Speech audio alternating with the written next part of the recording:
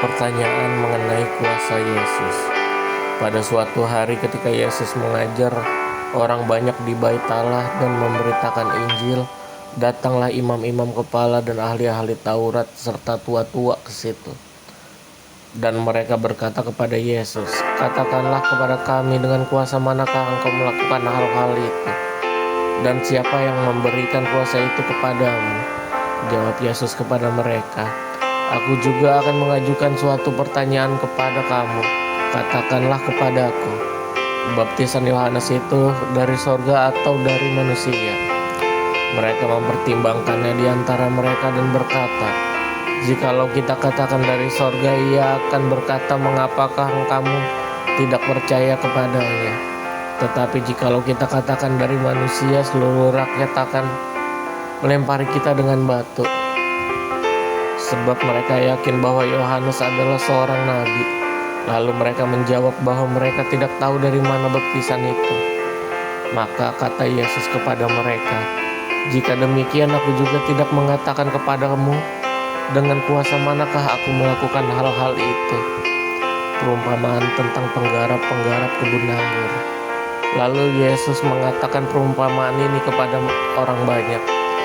Seorang membuka kebun anggur, kemudian ia menyewakannya kepada penggarap-penggarap, lalu berangkat ke negeri lain untuk waktu yang agak lama.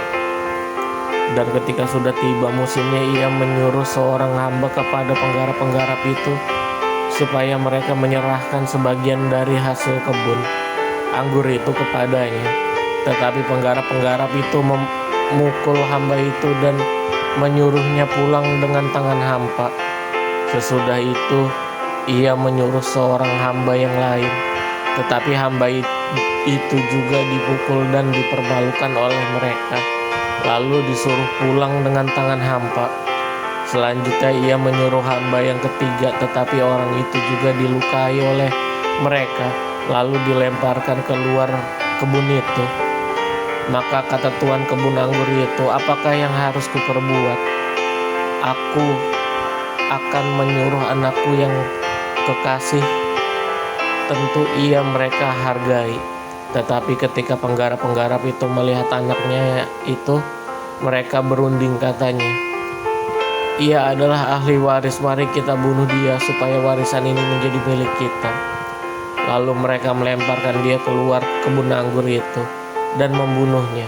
Sekarang apa yang akan dilakukan oleh tuan kebun anggur itu dengan mereka? Ia akan datang dan membinasakan penggarap-penggarap itu dan mempercayakan kebun anggur itu kepada orang-orang lain. Mendengar itu mereka berkata sekali-kali, "Jangan." Tetapi Yesus memandang mereka dan berkata, "Jika demikian, apakah arti nas ini? Batu yang dibuang oleh tukang-tukang bangunan telah menjadi batu penjuru. Barang siapa jatuh ke atas batu itu, ia akan hancur, dan barang siapa ditimpa batu itu, ia akan remuk." Lalu ahli-ahli Taurat dan imam-imam kepala berusaha menangkap dia. Dan pada saat itu juga, sebab mereka tahu bahwa merekalah yang dimaksudkannya dengan perumpamaan itu, tetapi mereka takut kepada orang banyak tentang membayar pajak kepada kaisar. Ahli-ahli Taurat dan imam-imam kepala mengamat-amati Yesus. Mereka menyuruh kepadanya mata-mata yang berlaku seolah-olah orang jujur, supaya mereka dapat menjeratnya dengan suatu pertanyaan dan menyerahkannya kepada wewenang dan kuasa wali negeri. Orang-orang itu mengajukan pertanyaan ini kepadanya, "Guru, kami tahu bahwa segala perkataan dan pengajaranmu benar-benar engkau tidak mencari muka, melainkan dengan jujur mengajar jalan Allah. Apakah kami diperbolehkan membayar pajak pada kaisar atau tidak?" Tetapi Yesus mengetahui maksud mereka yang licik itu, lalu berkata kepada mereka, "Tunjukkanlah kepadaku 1 dinar. Gambar dan tulisan siapakah ada padanya?" Jawab mereka, "Gambar dan tulisan kaisar." Lalu kata Yesus kepada mereka, "Kalau begitu berikanlah kepada kaisar apa yang wajib kamu berikan kepada kaisar, dan kepada Allah apa yang wajib kamu berikan kepada Allah." Dan mereka tidak dapat menjerat dia dalam perkataannya di depan orang banyak, Mereka heran akan menjawab itu, dan mereka diam. Pertanyaan orang Saduki tentang kebangkitan. Maka datanglah kepada Yesus beberapa orang Saduki yang tidak mengakui adanya kebangkitan. Mereka bertanya kepadanya, "Guru, Musa menuliskan perintah ini untuk kita.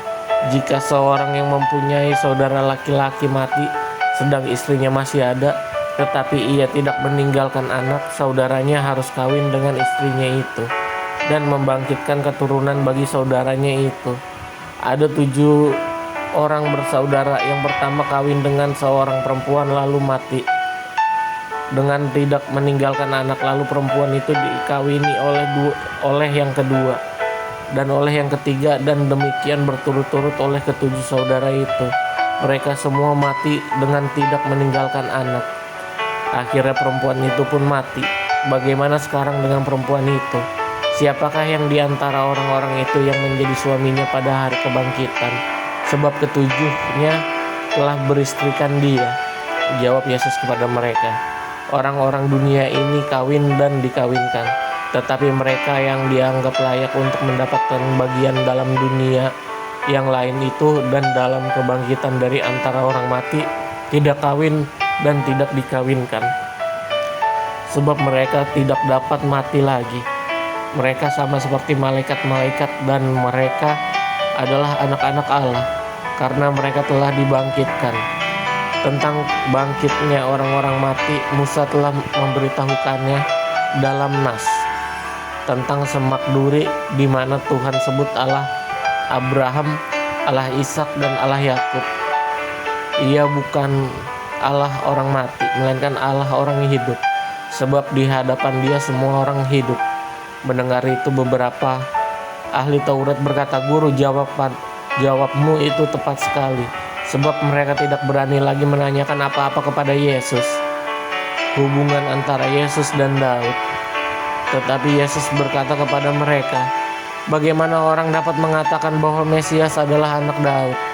Sebab Daud sendiri berkata dalam kitab Mazmur, 'Tuhan telah berfirman kepada Tuanku, duduklah di sebelah kananku, sebab kubuat musuh-musuhmu menjadi tumpuan kakimu.'